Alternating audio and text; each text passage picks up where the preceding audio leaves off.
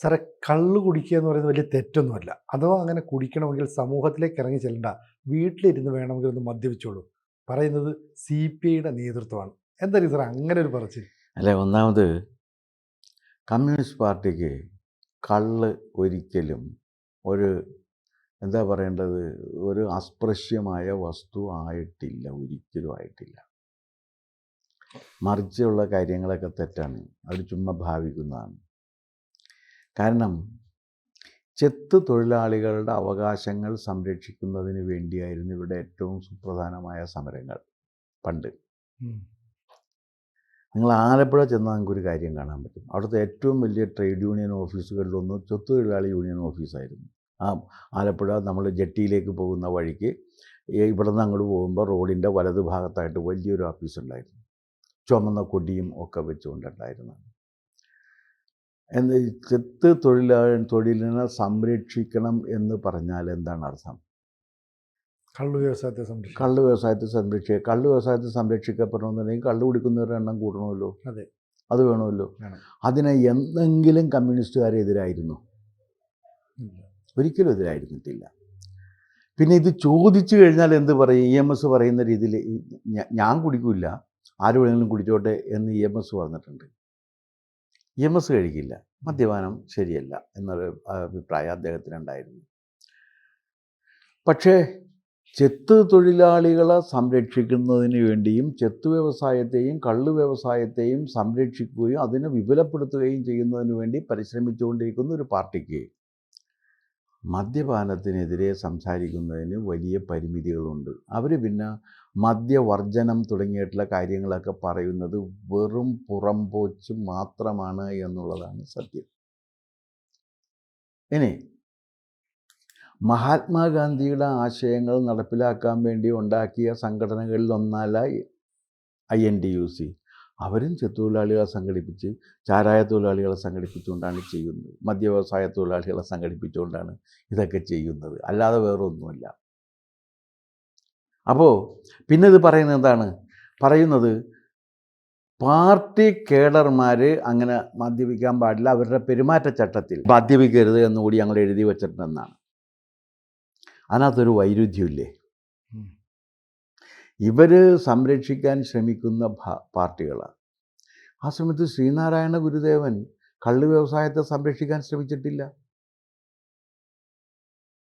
ഒരിക്കലും ശ്രമിച്ചിട്ടില്ല. അതൊരു തൊഴിലല്ല എന്നാണ് അദ്ദേഹം പറഞ്ഞേക്കുന്നത്. കാരണം അത് പ്രതിസിദ്ധ കർമ്മമാണ് ഗുരുദേവൻ്റെ സങ്കല്പത്തിലനുസരിച്ച്. എന്താ പ്രതിസിദ്ധ കർമ്മം? എന്ത് ലക്ഷ്യത്തോടെയാണ് ഒരു കർമ്മം നിങ്ങൾ ചെയ്യുന്നത്, അതിന് വിരുദ്ധമായ ലക്ഷ്യത്തിൽ നിങ്ങളെ എത്തിക്കുന്നതാണ് പ്രതിസിദ്ധ കർമ്മം.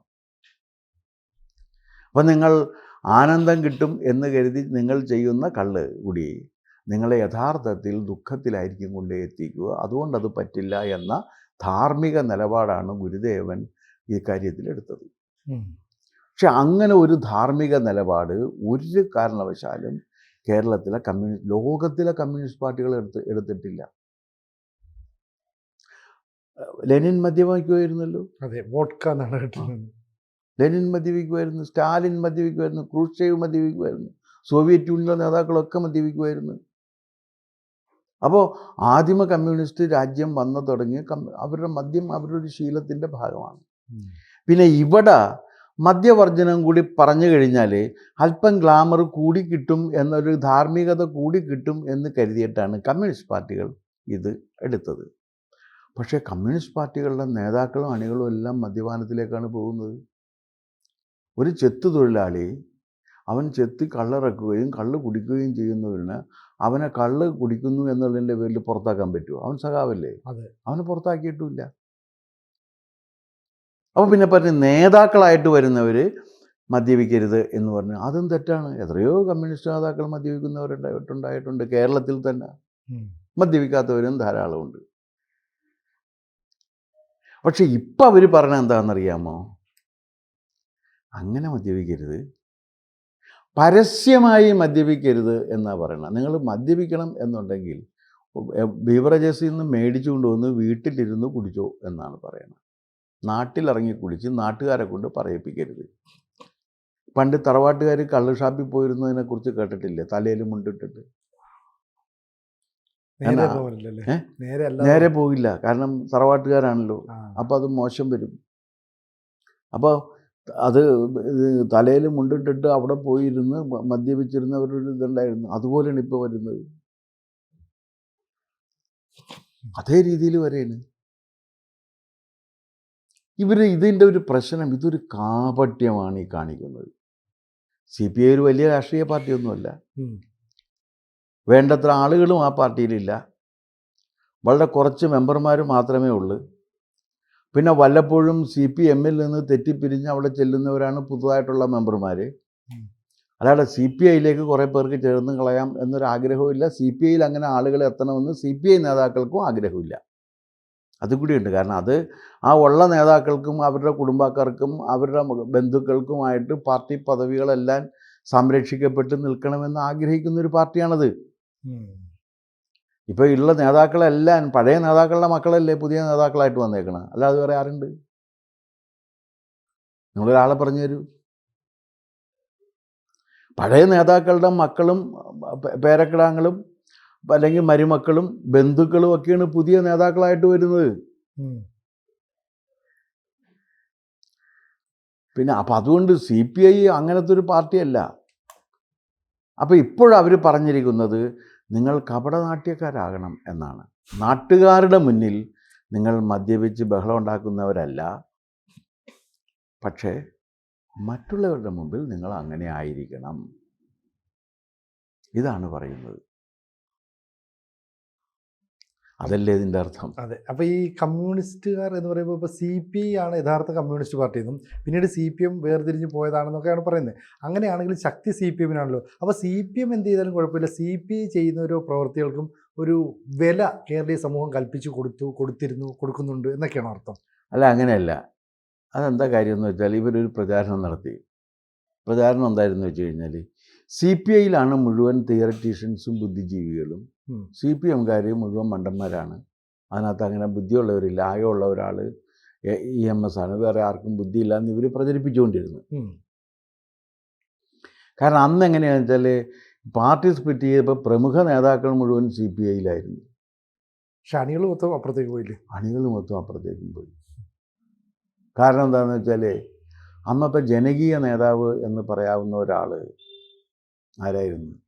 AKG ആയിരുന്നു. AKGയുടെ കൂടെ ജനങ്ങൾ പോയി. അങ്ങനെ പോയതാണ് അതല്ലേ? AKGക്ക് ഒരു ജനകീയ നേതാവിൻ്റെ മുഖം എന്നും ഉണ്ടായിരുന്നു.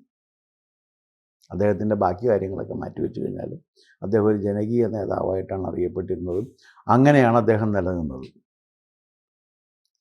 എന്നാൽ വളരെ സത്യസന്ധരായിട്ടുള്ള ഒരു CPIയിൽ ഉണ്ടായിരുന്നവരൊക്കെ തോറ്റും പോയിട്ടുണ്ട്. ഉദാഹരണത്തിന് R. സൂദൻ ഏറ്റവും സത്യസന്ധനായ, വളരെ സുതാര്യമായ ജീവിതം നയിച്ച ഒരാളാണ്. പക്ഷെ R. സൂദൻ തോറ്റുപോയി.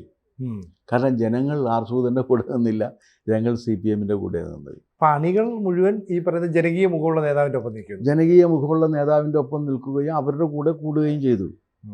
എന്നാൽ R. സൂദനുമായിട്ട് താരതമ്യം ചെയ്യുമ്പോൾ ഒരു രംഗത്തും വേണ്ടത്ര യോഗ്യത ഇല്ലാതിരുന്ന ആളാണ് VS അച്യുതാനന്ദൻ. കാരണം R. സൂദൻ അത്ര ഒരു ഇതുണ്ടായിരുന്നു, തലയെടുപ്പുള്ള ഒരു നേതാവായിരുന്നു. ഞാൻ അദ്ദേഹത്തെ പോയി കണ്ടിട്ടുണ്ട്. എനിക്ക് കാണണം എന്ന് തോന്നിയിട്ട് പോയി. കാരണം രാഷ്ട്രീയത്തിൽ വന്ന് സത്യസന്ധമായി ജീവിക്കുന്ന ഒരാളെക്കുറിച്ച് എന്നും രാഷ്ട്രീയത്തിൽ താല്പര്യമുള്ളവർക്ക് മതിപ്പുണ്ടാകും. സത്യസന്ധമായി ജീവിക്കുന്ന ഒരാളെക്കുറിച്ച് കൈക്കൂലി വാങ്ങിക്കാതെ, പിരിവ് നടത്താതെ, ജനക്ഷേമകരമായ പ്രവർത്തനങ്ങളിൽ വ്യാപരിക്കുന്ന അങ്ങനത്തെ ഒരാളായിരുന്നു സൂദൻ സാറ്. സൂദൻ സാറിനാണ് എല്ലാവരും പറഞ്ഞിരുന്നത്. അദ്ദേഹം അധ്യാപകനുമായിരുന്നു. പക്ഷേ അദ്ദേഹത്തെക്കാൾ കൂടുതൽ അവിടെ ആളുകൾ പിന്തുണച്ചത് VS അച്യുതാനന്ദനെയായിരുന്നു. പിന്നെ വളരെ ക്യാരക്ടറുള്ളൊരു നേതാവായിരുന്നു CK ചന്ദ്രപ്പൻ, സംശയമില്ല. മാന്യൻ എന്നൊക്കെ പറയാവുന്ന കമ്മ്യൂണിസ്റ്റായിരുന്നു. പക്ഷേ ഈ മാന്യതക്കൊന്നും അന്ന് വിലയുണ്ടായിരുന്നില്ല. ജനങ്ങൾ അന്ന് പിന്തുണച്ചത് ഇവരെയാണ്. അപ്പോൾ അങ്ങനെയാണ് CPI ഒരു പാർട്ടിയായിട്ട് വളരെ TV Thomas, MN Govindan Nair, CK Chandrappan തുടങ്ങി ഇങ്ങോട്ട് വലിയ കക്ഷികളൊക്കെ അതിനകത്തുണ്ടായിരുന്നു. പിന്നെ കുറേ എഴുത്തുകാരുണ്ടായിരുന്നു. അവരൊക്കെ എന്ന് വെച്ചാൽ വലിയ രീതിയിൽ NE ബലറാമിനെ പോലെയുള്ളവരുണ്ടായിരുന്നു. NE ബലറാം അവരുടെ ബുദ്ധിജീവിയായിരുന്നു. അത് കഴിഞ്ഞ് എന്താണ് അദ്ദേഹത്തിൻ്റെ പേര്, ഇത് ഇന്ത്യൻ തോട്ടൊക്കെ എഴുതിയ ഒരു കക്ഷി ഉണ്ടായിരുന്നു. അദ്ദേഹത്തിൻ്റെ പേര് പെട്ടെന്ന് ഇപ്പോൾ എൻ്റെ മനസ്സിലേക്ക് വരുന്നില്ല. അപ്പോൾ ഇങ്ങനെയുള്ള വലിയ വലിയ എഴുത്തുകാരും, പിന്നെ ഇത് ഭാസ്കരൻ, പി ഭാസ്കരൻ, വയലാർ രാമവർമ്മ, ONV കുറുപ്പ് തുടങ്ങിയ കവികൾ മുഴുവനും, പിന്നെ തിരുനെല്ലൂർ കരുണാകരൻ തുടങ്ങിയ കവികൾ മുഴുവൻ അപ്പുറത്തായിരുന്നു. തോപ്പിൽ വാസി ഉൾപ്പെടെയുള്ളവരൊക്കെ അപ്പുറത്തായിരുന്നു. ഇപ്പുറത്ത് ആകെ ഉണ്ടായിരുന്നത് ഒറ്റ ആളെ ഉണ്ടായിരുന്നുള്ളൂ. അത് ഇവരൊന്നുമല്ല. അതിലെ ഏറ്റവും പ്രമുഖൻ ആരായിരുന്നു ചോദിച്ചു കഴിഞ്ഞാൽ വി സാംബശിവനായിരുന്നു. KPSC എന്ന നാടക ട്രൂപ്പ് CPIക്കായിരുന്നു. ഇവർക്കൊന്നും അങ്ങനെ ഉള്ളൊരു ഇതുണ്ടായിരുന്നില്ല. പക്ഷേ ഈ പറഞ്ഞ CPI കാണെ അതിൻ്റെ ശക്തി ക്ഷയിച്ച് വരികയാണ് ഉണ്ടായത്.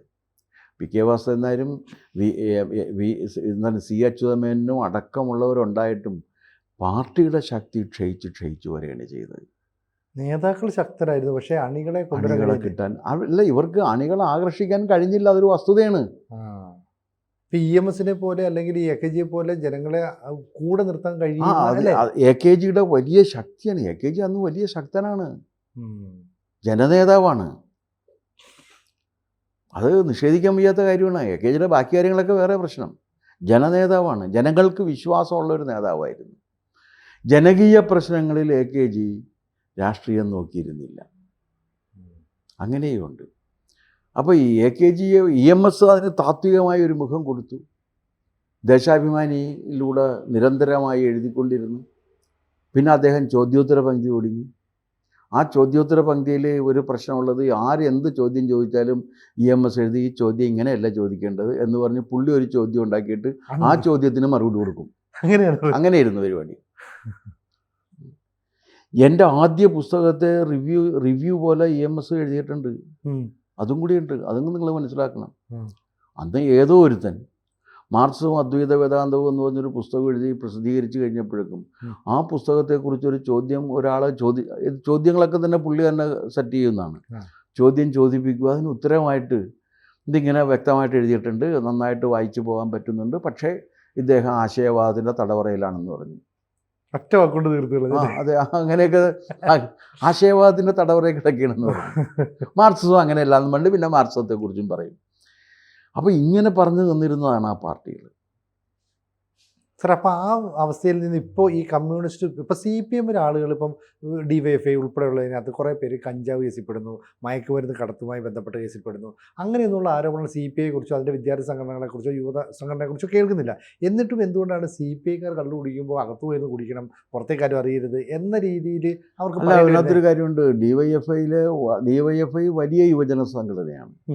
AIYF എന്ന് പറഞ്ഞാൽ എത്ര യൂത്ത് ഉണ്ടെന്നുള്ള കാര്യം തേക്കിൻകാട് മൈതാനം പോലെയാണ്. തേക്കിൻകാട് മൈതാനത്ത് തേക്കില്ലല്ലോ, ഇല്ല. അതുപോലെയാണത്. മറ്റതങ്ങനെയല്ല. മറ്റത് വലിയ ഒരു യുവജന പ്രസ്ഥാനമാണ്. ആ യുവജന പ്രസ്ഥാനത്തിൽ വരുന്നവരുടെ എണ്ണം കൂടുന്നതനുസരിച്ചിട്ട് നമ്മുടെ സമൂഹത്തിൽ കാണുന്ന ക്രിമിനൽസിൻ്റെ എണ്ണവും അതിൽ കൂടിക്കൊണ്ടിരിക്കും. ഇതിൽ കുറവാണ്. പക്ഷേ ഇങ്ങനെ ഒരു പാർട്ടിക്ക് ഒരു തീരുമാനം എടുക്കേണ്ടി വന്നത് എന്തുകൊണ്ടാണ്? അതാണ് എൻ്റെ ചോദ്യം. നിങ്ങൾ പുറത്ത് ആളുകൾ കാണുക കുടിക്കരുത്, അകത്തിരുന്ന് കുടിച്ച് അവിടെ കിടന്നുറങ്ങണം എന്ന് പറയുന്ന ഒരു നിർദ്ദേശം കൊടുക്കാനായിട്ടുള്ള കാരണം എന്താണ്? അതിനൊരു കാരണം വേണ്ടേ? അത് വേണം. അതൊരു നല്ല രീതിയല്ലല്ലോ. അല്ല. ജനങ്ങളുടെ മുന്നിൽ മറച്ചു വെക്കാൻ ഒന്നും ഉണ്ടാകരുതെന്നല്ലേ രാഷ്ട്രീയത്തിലെ ഒന്നാമത്തെ പ്രമാണം. ഇപ്പോൾ കഴിഞ്ഞ ദിവസം ജില്ലാ സമ്മേളനങ്ങളൊക്കെ പറഞ്ഞത് CPIയിലെ മന്ത്രിമാർ വലിയ പാകപ്പിഴകൾ ചെയ്യുന്നു, അതിൻ്റെ പേരിൽ CPMന് ആരോപണം കേൾക്കേണ്ടി വരുന്നു. ഒരു കൃത്യമായ രീതിയിൽ മന്ത്രിസഭയിൽ പ്രവർത്തനം കാഴ്ചവെക്കാൻ CPI മന്ത്രിമാർക്ക് സാധിക്കുന്നില്ല, ഇതൊക്കെയാണ് പറയുന്നത്. പക്ഷേ നമ്മൾ കാണുമ്പോഴൊക്കെ CPI മന്ത്രിമാർ എപ്പോഴും CPMനെ വിമർശിക്കുന്നതായിട്ടാണ് കാണുന്നത്. ഇവിടെ ആരുടെ ഭാഗത്താണ് അപ്പം? അല്ല, അതിനകത്ത് ഒരു കാര്യമുള്ളതെന്ന് വെച്ചാൽ CPIക്ക് എന്തും വിമർശിക്കാം. ഇറസ്പോൺസിബിൾ ക്രിറ്റിസിസം എന്ന് പറയും. ഉത്തരവാദിത്വ ശൂന്യമായ വിമർശനമാണ് നടത്തുന്നത്. ഒരു മന്ത്രിസഭയുടെ ഭാഗമായി ഇതുവരെ ഇന്ന് തുടങ്ങിയതല്ല. അടിയന്തരാവസ്ഥ കാലത്ത് മുഖ്യമന്ത്രിയായിരുന്ന ആളാണ് C അച്യുതമേനോൻ. അടിയന്തരാവസ്ഥയുടെ മുഴുവൻ ഉത്തരവാദിത്വവും കരുണാകരൻ്റെ തലയിൽ വെച്ചിട്ട് ഇങ്ങേരും മാന്യനാണെന്ന് പറഞ്ഞവരാണ് CPIക്കാർ. അതെങ്ങനെ മാന്യനാകും? അടിയന്തരാവസ്ഥയുടെ പ്രത്യാഘാതങ്ങളെക്കുറിച്ച് അവബോധമില്ലാത്ത വിധത്തിൽ മണ്ടനായിരുന്നു C അച്യുതമേനോൻ? അല്ലല്ലോ. അപ്പോൾ എല്ലാ കാര്യങ്ങളും അറിഞ്ഞ് ആ കാലത്ത് മുഖ്യമന്ത്രിയായിട്ടിരുന്ന് അതിൻ്റെ എല്ലാ സൗകര്യങ്ങളും അനുഭവിച്ചതിന് ശേഷം അടിയന്തരാവസ്ഥയുടെ മുഴുവൻ പാപഭാരവും കരുണാകരൻ്റെ തലയിൽ കെട്ടിവെച്ചത് അതേ പാരമ്പര്യം തന്നെയാണ് ഇപ്പോഴും ഇവർ ചെയ്യുന്നത്. അവരൊന്നും ഏറ്റെടുക്കില്ല, എല്ലാം മറ്റേ കക്ഷിക്കാണെന്ന് പറയും. ഇപ്പോൾ അത് തന്നെ, അന്ന് കോൺഗ്രസ്സിനെ ഇതെല്ലാം ഏൽപ്പിച്ചു, ഇന്നിപ്പോൾ CPM പറയുന്നു. CPM നല്ല കക്ഷിയാണെന്നല്ല ഈ പറഞ്ഞതിൻ്റെ അർത്ഥം. CPM എന്തെല്ലാം വൈകൃതങ്ങളുണ്ടോ അതേ കമ്മ്യൂണിസ്റ്റ് വൈകൃതങ്ങളൊക്കെ CPI-യിലുണ്ടെന്നാണ് ഞാൻ ഈ പറയുന്നത്.